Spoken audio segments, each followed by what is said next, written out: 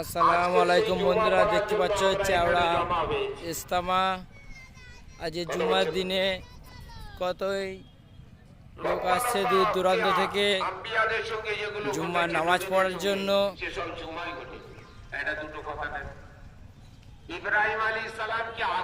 এখনো আসছে, আর কিছুক্ষণ পরে জুম্মার নামাজ শুরু হবে। দেখতে পাচ্ছেন ভাইরা, কত মুসল্লি ভাইরা দূর দূরান্ত থেকে চেওড়া ইজতেমা ময়দানে এসে সামিল হয়েছে।